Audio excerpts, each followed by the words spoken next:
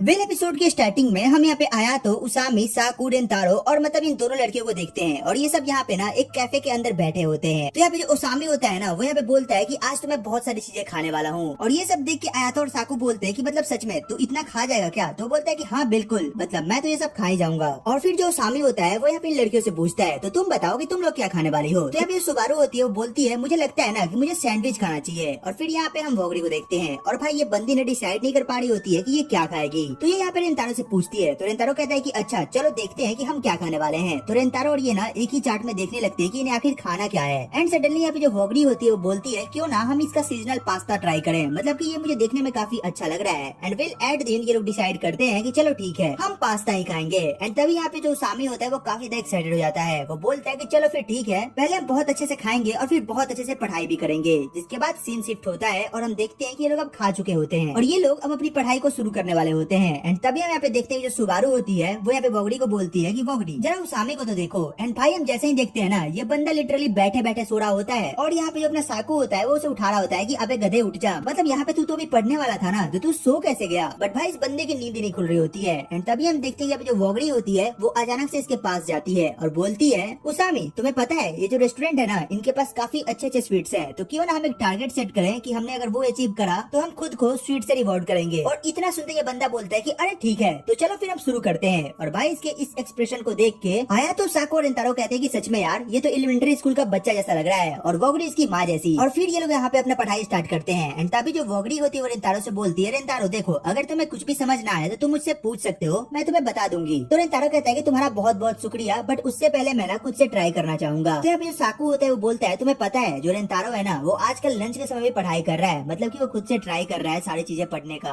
और ये सुन के ये दोनों काफी ज्यादा शॉक्ड होती हैं। बट अपने रेंतारो बोलते हैं कि अबे ये सब यहाँ पे तुझे बताने को किसने बोला था, मतलब कि ये सारी बातें बताता कौन है? बट वेल इसके बाद हम देखते हैं कि लोग फाइनली ना अपनी स्टडी को स्टार्ट कर देते हैं। और इसके बाद अगले सीन में हम देखते हैं कि जो उसामी होता है वो ना भाई बहुत ही अजीब तरीके से सुबारू की बुक्स की तरफ देख रहा होता है और सुबारू से देख के बोलती है कि अरे अब क्या हो गया तुम्हें, मतलब कि ऐसे क्यों देख रहे हो, इतना मोटा? तो बोलती है क्या क्या इतना मोटा? फिर वो बोलता है अरे मैं प्रॉब्लम बुक की बात कर रहा हूँ, मतलब कि यार मेरा इतना पतला है और तुम्हारा इतना मोटा कैसे हो गया? मतलब क्या क्योंकि के लोग इतने स्मार्ट होते हैं क्या कि वो इतना ज्यादा पढ़ते हैं? तो बोलती है अरे नहीं ऐसी बात नहीं है। और भाई यहाँ पे जो सुबारू होती है वो बहुत ही ज्यादा सोच में पड़ जाती है कि यार ये बंदा क्या बके जा रहा है। एंड सडनली हम देखते हैं कि यहाँ पे पढ़ते पढ़ते जो रेंतारो होता है उसे ना यहाँ पे डाउट होता है और वो ना अपनी बंदी से मतलब की वोगरी से बोलता है कि यार जरा मुझे ये समझा देना। बट यहाँ पे वोगरी ना अपने पढ़ाई में कुछ ज्यादा ही कंसंट्रेट कर रही होती है तो वो ना उसके बात को सुन नहीं पाती है। बट फिर उसे ध्यान आता है कि शायद रेंतारो ने उससे कुछ कहा है। एंड वोगरी को इसे देख कर रेंतारो को लगता है कि यार ये कितनी ज्यादा क्यूट है, मतलब कि मैंने इसे पहली बार ऐसे ही देखा था। वेल ये लोग अभी अपना पढ़ाई कर रहे होते हैं कि तभी हम देखते हैं यहाँ पे सुबारू होती है, भाई उसे भी यहाँ पे एक डाउट होता है। तो जो अपना उसामी होता है वो बोलता है कि अरे तुम्हें क्या हो गया, मतलब तुम क्यों बैठी हो? तो यहाँ पे जो अपनी सुबारू होती है वो बोलती है देखो मुझे कोई डाउट है। तो अपने उसामी बोलता है अरे टेंशन क्यों लेने का जब मैं यहाँ पे बैठा हूँ। और भाई वो सबसे पहले उसके बुक्स को लेता है और बोलता है अभी देखो मैं 1 मिनट में सवाल को बना के देता हूँ। और भाई वो बुक तो ऐसे लेता है जैसे कि न्यूटन की छठी औलाद हो। बट खैर एट द एंड बंदे की हवा उड़ जाती है, मतलब भाई उसे घंटा समझ नहीं आ रहा होता है कि बुक में लिखा क्या हुआ है। और फिर वो बोलता है सुबारू मुझे माफ करना, ये मेरे औकात से बाहर की बात है। एंड तभी हम देखते हैं जो साकू होता है वो बोलता है कि तुम्हें क्या समझ नहीं आ रहा है, लाओ मैं देखता हूँ। और फिर वो यहाँ से ना उसके नोटबुक को ले लेता है और बोलता है कि चलो ठीक है। और भाई वो बंदा ना उसे तुरंत ही बना के दे देता है और वो कहती है क्या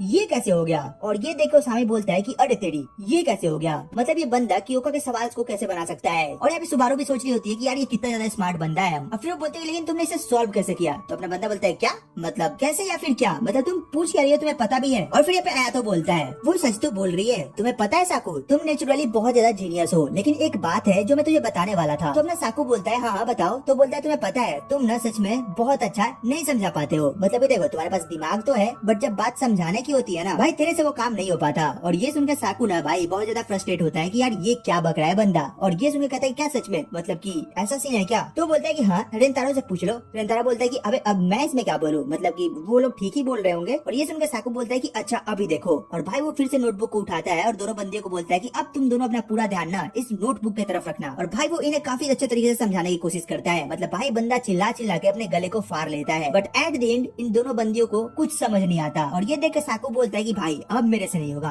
मतलब कि मेरे रहने का कोई फायदा ही नहीं है, मैं तो अब घर जा रहा हूँ। बट यहाँ पे भाई सब लोग इसे बोलते हैं कि अरे कोई ना, हम मिठाई उठाई खाएंगे, तुम बैठ जाओ, तो तुम्हें घर जाने की जरूरत नहीं है, होता है, ये नॉर्मल सी बात है। एंड फिर भाई अपने बंदे को यहाँ पे मना के लोग बैठाते हैं, जिसके बाद सीन शिफ्ट होता है और हमें अगले दिन का सीन दिखाया जाता है। आई मीन कि यहाँ पे इन लोगों के पेपर्स हो चुके होते हैं और रिजल्ट भी आ चुका होता है, और हम देखते हैं कि भाई ये सब लोग ना यहाँ पे पास हो चुके होते हैं। और यहाँ पे जो उसामी होता है वो बहुत ज्यादा खुश होता है, वो बोलता है कि फाइनली मैं हर सब्जेक्ट में पास हो चुका हूँ। इसका मतलब ये है कि मुझे अब समर ब्रेक के अंदर एक्स्ट्रा क्लासेस नहीं लेनी पड़ेगी। और यहाँ पे जो अपना यातो होता है और रिंतारो से बोलते हैं, रिंतारो तुम भी पास हो चुके हो, ये बहुत ही अच्छी बात है। और तभी हम देखते हैं कि यहाँ पे दो बंदे आकर रिंतारो के पैर को पकड़ के रो रहे होते हैं, बोलते हैं कि भाई तूने ये बहुत ही गलत करा, मतलब तू हम जैसे बेबस लोगों को पीछे कैसे छोड़ सकता है, तूने हमारे साथ जीने मरने की कसमें खाई थी। और फिर इन्हें ऐसा लगता है कि शायद ये सब न साकू के पढ़ाने की वजह से हुआ है। वो बोलते हैं कि यार सच में साकू तो कितना अच्छा टीचर है, तो अब से ना तू हमें भी पढ़ा रहा है। और ये सुनकर साकू की फट जाती है, वो बोलता है कि अजी घंटा मेरा, मैं नहीं पढ़ा रहा तुम्हें। इसके बाद तभी हम देखते हैं कि जो टीचर होता है ना वो यहाँ पे आ चुका होता है और वो बोलता है सभी लोग अपनी जगह पे बैठ जाओ। और हम देखते हैं कि भाई ये सभी लोग अपनी अपनी जगह पे बैठ जाते हैं। और यहाँ पे वो बोलता है तो बताओ समर ब्रेक को लेके तुम लोगों के क्या प्लान्स हैं। और भाई ये लोग सभी लोग ना अपने अपने प्लान्स बताने लगते हैं, किसी को बीच पे जाना होता है, किसी को नानी के यहाँ जाना होता है, किसी को कहीं जाना होता है, मतलब भाई सबको अलग अलग जगह जाना होता है। एंड तभी यहाँ पे टीचर बोलता है देखो मैं तुमसे यही कहूंगा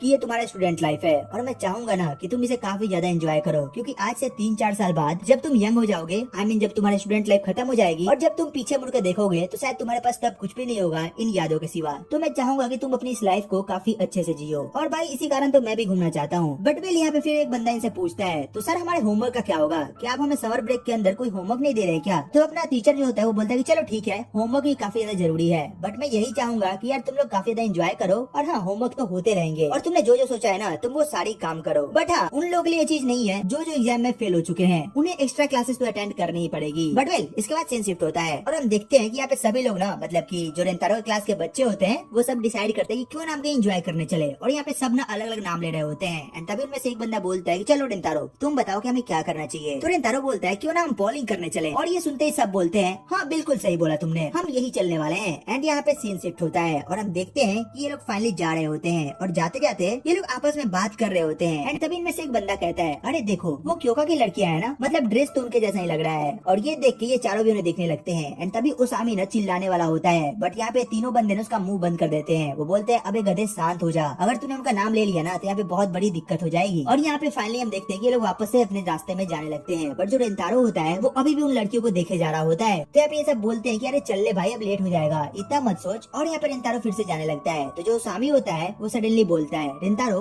क्या तुम और वोगरी डेट कर रहे हो। रेंतारो बोलता है क्या, ये टॉपिक कहाँ से आ गया। वो बोलता है हाँ मतलब मुझे ऐसा लग रहा है। तो बोलता है अरे नहीं ऐसी बात नहीं है, हम डेट वेट नहीं कर रहे हैं। तो बोलता है देखो टेंशन मत लो, तुम अगर डेट कर रहे हो ना तो तुम मुझे बता सकते हो। एंड भाई इसकी बात साकू और आयातो सुन रहे होते हैं। वो बोल रहे होते हैं कि भाई ये बंदा पागल वागल हो गया है, ये बंदा रेंतारो से क्या पूछे जा रहा है। और यहाँ पे भाई जो उसामी होता है वो अलग ही बवाल काटे जा रहा होता है। वो रेंतारो से बोल रहा है कि यार तेरे चेहरे से दिख रहा है कि तू उसे डेट कर रहा है, मतलब कि तू उसे प्यार तो करता ही है। एंड यहाँ पे भाई रेंतारो कुछ कह पाता उसके पहले वो अपना सिर पकड़ के बैठ जाता है कि भाई ये सब क्या चल रहा है, मतलब ये लोग इतनी आसानी से कैसे पता लगा ले रहे हैं। एंड फिर उसामी कहता है तू टेंशन मत ले भाई, अगर तुझे कभी भी जरूरत होगी ना मैं तेरे लिए खड़ा हूँ, मतलब मेरे पास काफी अच्छे आइडियाज हैं, तो तुम्हें जब भी चाहिए मैं तुम्हें दे सकता हूँ। एंड ये इतना बोलता ही है तभी इसके पिछवाड़े पे 2 लात लगते हैं और वो बोलते हैं अबे चल ले हमारे साथ, मतलब तेरे आइडिया के चक्कर में ना उस बंदे का पहले ही ब्रेकअप हो जाएगा। एंड फिर वो यहाँ पे इसे लेके जाने लगते हैं। एंड फिर इसके बाद सीन शिफ्ट होता है और हम यहाँ पे देखते हैं कि फाइनली ये लोग 2 टीम्स में डिवाइड हो गए होते हैं। और इनका यहाँ पे शर्त ये होता है ना कि जो भी हारेगा वो जीतने वाले को कल लंच खिलाएगा। और यहाँ पे हम देखते हैं कि जो उसामी की टीम होती है भाई वो जीत रही होती है, बट जो रेंतारो की टीम होती है ना वो यहाँ पे हार रही होती है। मतलब रेंतारो यहाँ पे तो कोई अच्छे से गोल ही नहीं कर पा रहा होता है। ये बंदा अभी भी उसामी की बातों के बारे में सोचे जा रहा होता है कि यार मतलब उस बंदे को कैसे पता चल गया कि मैं उससे प्यार करता हूँ, कहीं इसका मतलब ये तो नहीं कि वोगरी भी इस बारे में जान चुकी होगी। एंड ऐसे ही करके ना भाई ये बंदा बहुत ज्यादा फ्रस्ट्रेट हो चुका होता है और वो इनसे बोलता है देखो मैं जरा भी कुछ पी के आता हूँ तो तुम लोग कंटिन्यू करो। एंड इतना कह के ना ये बंदा यहाँ से चला जाता है और हम देखते हैं कि ये वहाँ पे जाके एक ड्रिंक लेता है और इन्हीं सभी बातों के बारे में सोचे जा रहा होता है कि पता नहीं अब आगे क्या होगा। एंड तभी हम देखते हैं कि यहाँ पे आयातो आता है और वो भी यहाँ पे एक ड्रिंक को लेता है और बोलता है रेंतारो तुम्हें ज्यादा सोचने की जरूरत नहीं है, मतलब कि तुम अगर उसे डेट कर रहे हो या फिर उसे प्यार करते हो इसमें कोई बुरी बात नहीं है।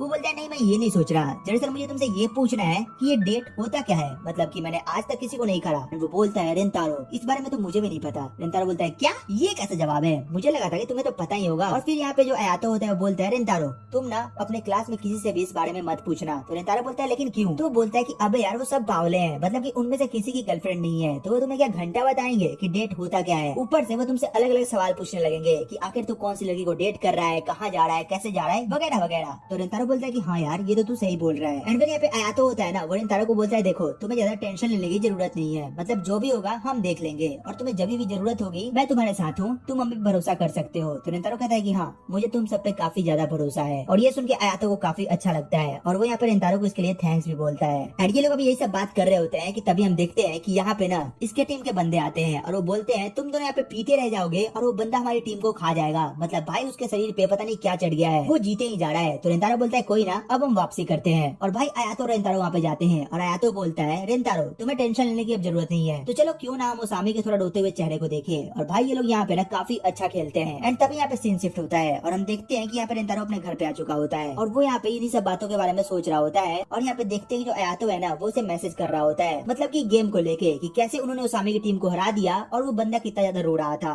एंड सडनली हम देखते हैं कि तभी यहाँ पे जो रेंतारो होता है उसके फोन पे मैसेज आता है और वो मैसेज सुबारू का होता है और उसमें लिखा होता है कि मुझे माफ करना, मतलब कि मैं तुम्हें ऐसे मैसेज कर रही हूँ बट तुम्हें पता है आने वाले 22 को वोगरी का बर्थडे है, मतलब वो तो तुम्हें ये बात कभी नहीं बताती, तो मैंने सोचा क्यों ना मैं ही बता दूं। और ये सुनकर रेंतारो ना बहुत ज्यादा खुश होता है। एंड फिर इसी के साथ ये एपिसोड यहीं पे खत्म हो जाता है। फिर तो तुम कमेंट करके बताना कि तुम्हें एपिसोड कैसा लगा, इसकी एक्सप्लेनेशन कैसी लगी, और हाँ अगर अच्छी लगी हो तो यार एक लाइक एंड सब्सक्राइब करना मत भूलना। तो चलो फिर मिलते हैं तुमसे एक और नई वीडियो एक और नई एक्सप्लेनेशन के साथ, तब तक के लिए टेक केयर, गुड बाय।